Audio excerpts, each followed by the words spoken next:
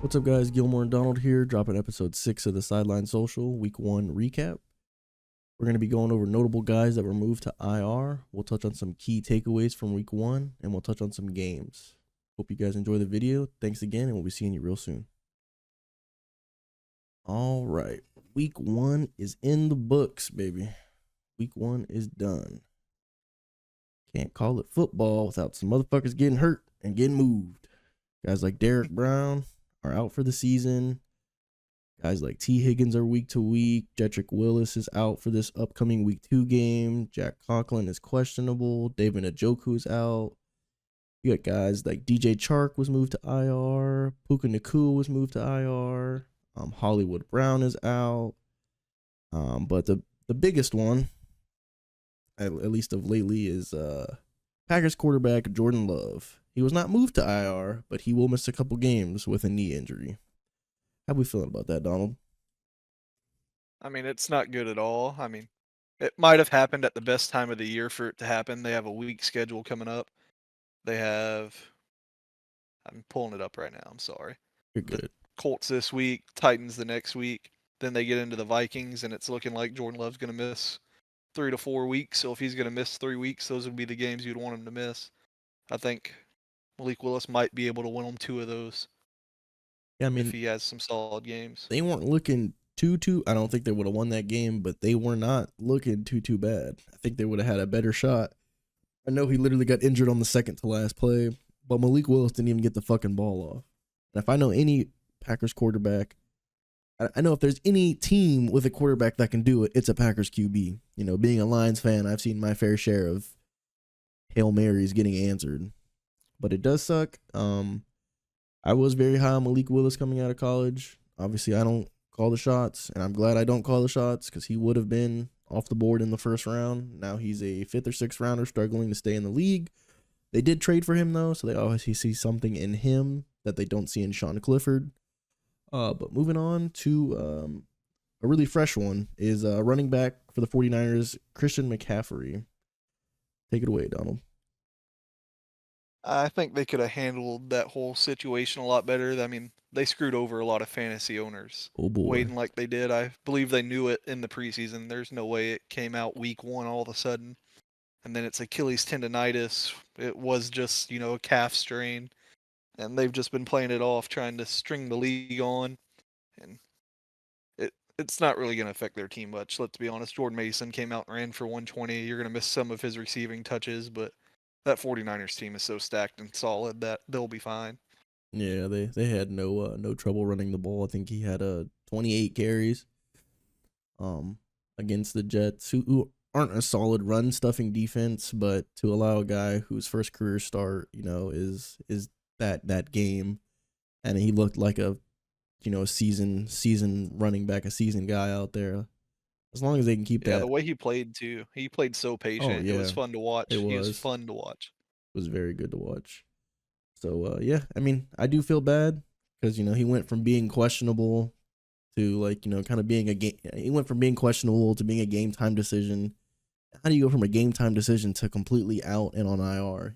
That they definitely handled that piss poorly. It kind of sucks. I didn't take CMC, but if I had the 1st overall or 2nd overall pick, I definitely would have.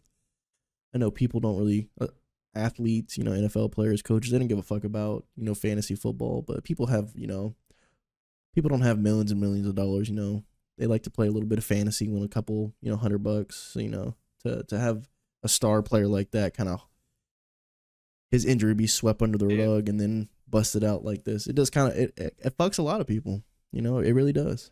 But yeah, and for those people out in the Sideline Social League, you have to be giving Kamari a high five right now. Taking CD sounded so dumb during our draft, but boy, did it work out for him. Dodged a fucking bullet. He dodged a bullet. Yeah. But week 1 was definitely the week for the kickers, dude. It was a week for kicking. Kickers made 21 out of 23 field goals from 50 or longer. Astonishing 91% of those field goals. Guys like Chris Boswell, I think he was the only reason they even had points, the Steelers. Miami Fairbairn went 3 for 3. Jake Moody put up 28 fucking fantasy points. Blake Groupie played pretty good. Brandon Aubrey was 2 for 2, but lined up for a 66-yarder. That I want to say they called the timeout, or it might have been a delay of game, either or. He hit the 66-yarder, but it did not count. I would have loved to see him line up for that 71-yard field goal. That shit would Yeah, have but a been, coach with some balls would have let him. yeah, dude, that shit would have I'm been tired of Mike insane. McCarthy, man. Let's let the dude kick the 71-yarder. He had 5 yards of distance on that 66 that went in. He did, dude. And the crazy thing is, I was a kind of guy because Cowboys have a history of getting these kickers that ain't got the leg, that ain't got the Oh, they got the little 49-yard or less accuracy. They'll hit the extra point. When it comes to hitting them fucking bombs, I was skeptical about Brandon Aubrey, but after he hit the 66-yarder, even though it didn't count, like I'm giving him his fucking flowers. You hear that? Hell, he's getting his flowers. I didn't even watch it live. I was sitting here watching a recap because I was told to go over the game some for this, and I was on the edge of my seat watching it as a recap. It was crazy. Aubrey is one heck of a kicker. Yeah, I mean, it makes you, as a team, realize the importance of a kicker. Because, like I said, the Steelers wouldn't even have had points if it wasn't for their kicker. And being a Lions fan, we struggled in getting a kicker. And do I think Jake Bates is the next next Matt Prater? I do not. We had Matt Prater. Y'all cut Matt Prater for smoking weed, but y'all had Matt Prater. He was Yep, that he was a man guy. for I a mean, while, dude. the Broncos have had a great history of kickers. I mean, Matt Prater, McManus. Oh, yep. There was one before him. I can't remember his name, but he held the previous record at 62 yards forever. And it is one of the biggest necessities for a team. But you don't think about And it till you need it. yep. So moving on, we're going to talk about the Cowboys' offensive line. How realistically good are they? I mean, what I mainly noticed watching that game was everybody said Dak looked off. Dak did look off. It's a normal thing week one to look off, but their offensive line looked off, and everybody's giving Miles Garrett these heaps of credit. Yeah, he had the sack. He had some great pressures off the edge, but realistically, Dak had nowhere to go. The Cowboys' interior offensive line looked awful the whole game.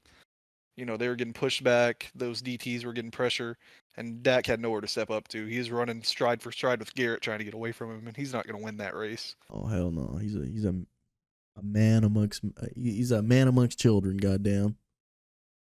Yeah, that would be the main thing I say that I saw out of the Cowboys' offensive line was it was not the interior offensive line of the past. Their pass blocking was not very good. And like you stated, like Dak had some throws that looked questionable. That I don't want to say there should have been 2 picks because if there wasn't any picks, then there wasn't any picks. But Denzel Ward should have came down with 2. I'll say that. Like Yep. they went. There's a reason he's playing DB. It went straight through his fucking hands. They should have had 2 on the board for picks wise. As a team, the Browns' offense was absolutely dog shit. It was horrible to watch. But the Oh, it defense, was so bad. up until the second half, played good. Like the Cowboys, realistically, like maybe on paper, or I guess the box score, win in 33-17. Like that's good and all. But they did have 29% on third down efficiency, which is pretty bad. It's not the best. Oh yeah, it's not good at all. They did not look like the team you expected them to be. I mean, we expected the Browns game to be better, and everybody's happy with a blowout. Yeah. But efficiency-wise, that was not the Cowboys team we were expecting to come out. No. And they got multiple first downs based off, purely just fucking penalties. Like Yep. the Cowboys were the most beneficial team on penalties, while the Browns were the most, hurted team. I don't know if hurt is a word, but the most injured The team. most handicapped. Yeah, the most handicapped team when it came to penalties. But we're if you look at this week, it was pretty bad. There was a lot of penalties. 4 teams had 10+ penalties. The Saints had 10+ penalties. The Browns, Green Bay had 10+ penalties. We had some offensive holdings. Which are obviously those are the most common. But illegal formation, that's definitely I'm not gonna say a new one, but it's definitely being called a lot more. The Ravens and Chiefs game, you saw that. The Cowboys game, you saw that. It's not a well called, not gonna say well called, but it is very new. It is very new to see illegal formation called so consistently when I'm stuff seeing like, a lot of different opinions on that, and me personally, I'm all for it. I think offensive lines and offensive tackles in particular have been given the advantage for far too long. We saw it in yeah, the playoffs last year we saw it with in the week Chiefs 1 guys last year taking with, off yeah, half a second before the snap. Jawan Taylor, Like dude. Yeah, God. like we have to address that, and this is the way to address it, and it's going to lead to a lot of angry fans. Jawan Taylor's one of the guys who utilizes it. Lane Thomas is one of the guys who utilizes it. And Yep. it's crazy to hopefully, see that, the guys are finally going to get penalized for Yep, and to taking. the casual fan, it's like, oh, they've been doing this forever. Why are we worried about it now? And it's because we have such great defenders in the league. People don't want to watch Micah Parsons get locked down for a whole game because the guy has a half a step advantage on him. Yeah, We want to facts. see sacks. We want to see our pass rushers that we paid so much money to get these sacks, and we want to buy their jerseys. And giving this offense the advantage isn't beneficial to the league anymore. It was for a long time with Brady and Manning and Roethlisberger running around, and that was the face of the league. But right now, it's Parsons and Garrett Yeah, and Watt. Can't forget my boy Watt, and Watt. who's a I think monster, Watt's the dude. best of the three, but in terms of who people love, Yeah, that's fair. He doesn't get his flowers. He'll lead in every statistical category other than double teams and win rate. Motherfucker can yep, have 40 sacks on 22 forced fumbles. They don't give a fuck. They're like, well, how many times does he get double teamed? I mean, but you don't ever yep. see Micah Parsons or Myles Garrett drop back in coverage effectively. And I said it, Micah does drop back in coverage, but he's no TJ Watt. TJ Watt is, pretty damn efficient dropping back in coverage and coming off the line as a rusher in both aspects I of mean, it. there's not a place TJ Watt struggles at playing football. I mean, Not at all. you can look at many games last year where they decided to run at Micah, and that's because you can run at Micah. That's the best way to beat the Cowboys is to run at Micah. Exactly, And it's dude. not the same for TJ. Run a motherfucker over, in the great words of Marshawn Lynch. But yeah, I mean, it was a dirty laundry business for week one. How do you think the rookie QBs did? I mean, I think we saw a lot of rookie QB struggles, mainly for Chicago and Denver. We'll touch on them in a moment.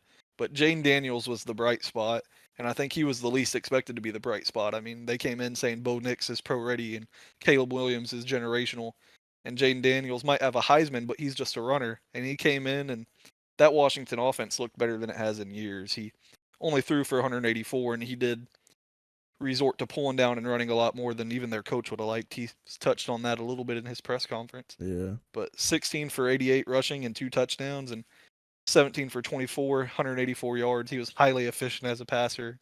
I think there's something to look forward to there.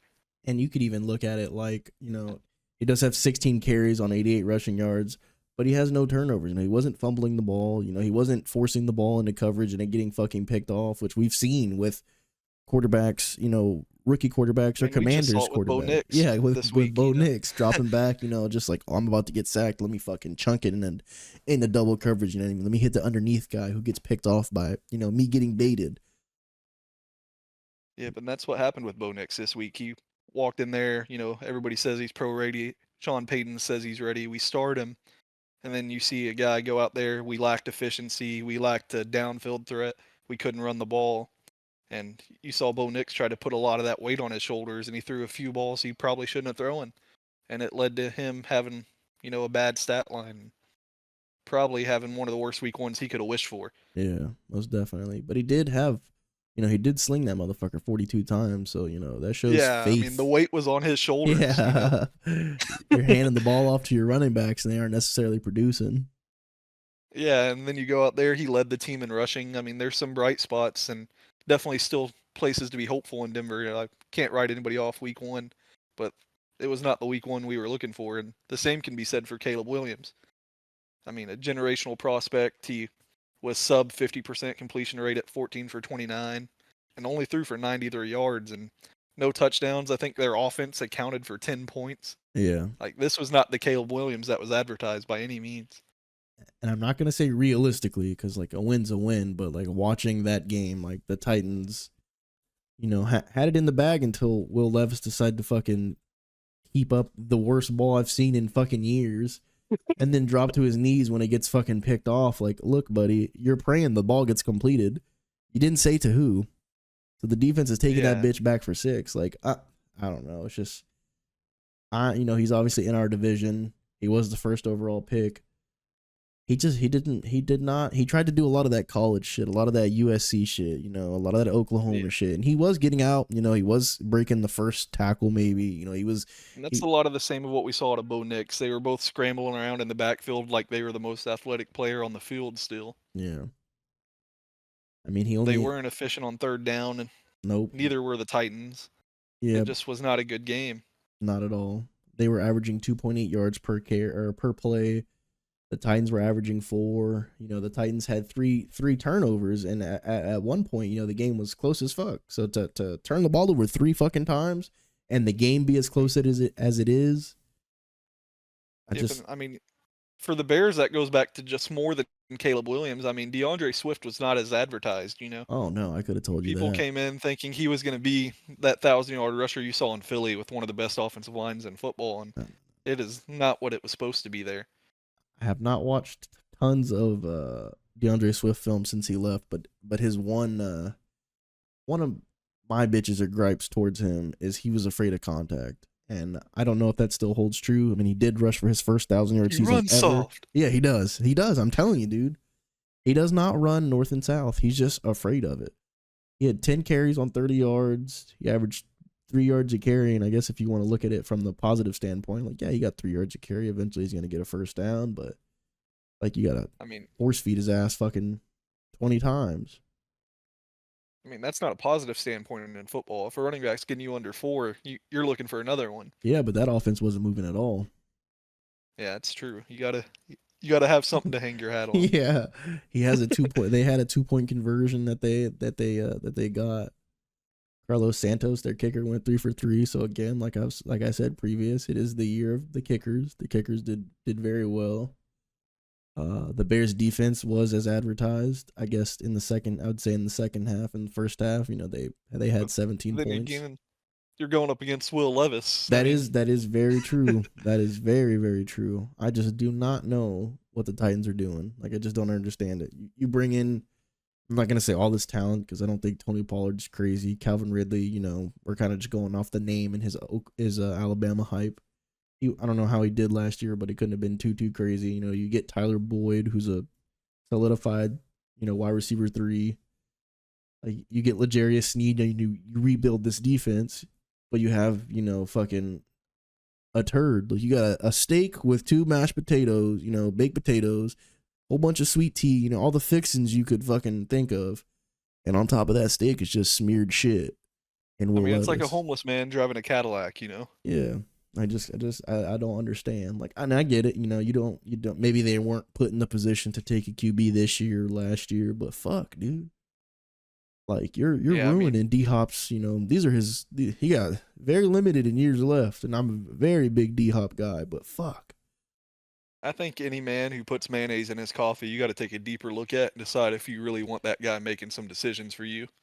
Yeah, man, fuck him. It upsets me.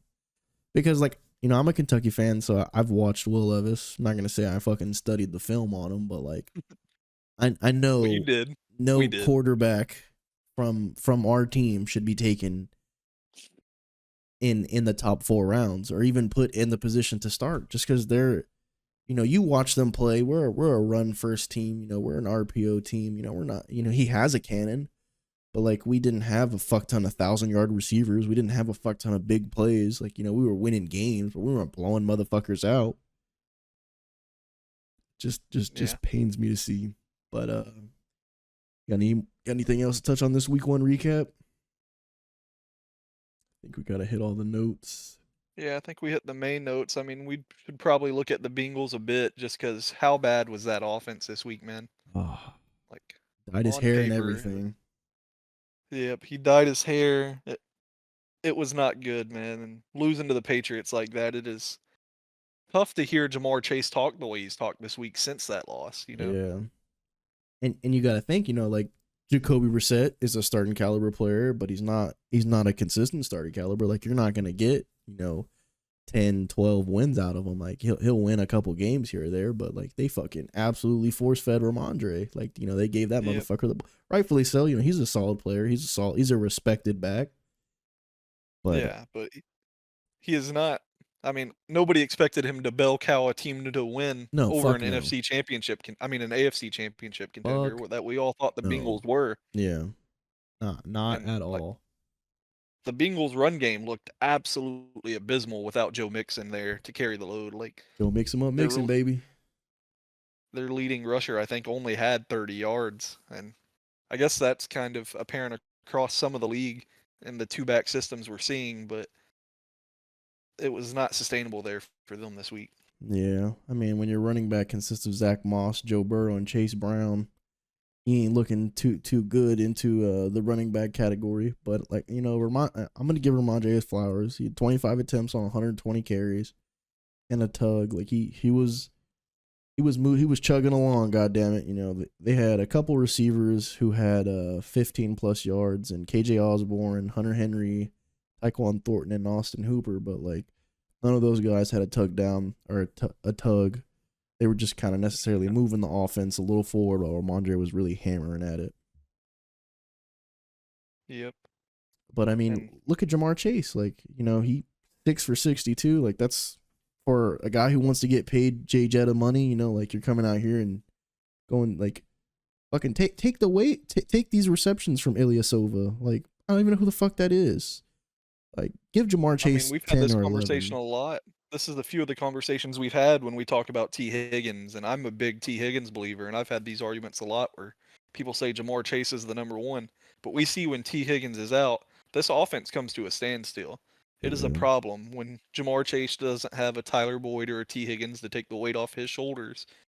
Joe Burrow turns into a highly efficient, mid-tier quarterback, 0 touchdowns on the day, and I know the Patriots have a good defense, and Gerard Mayo over there as a coach is solid, but Joe Burrow should have had a better game.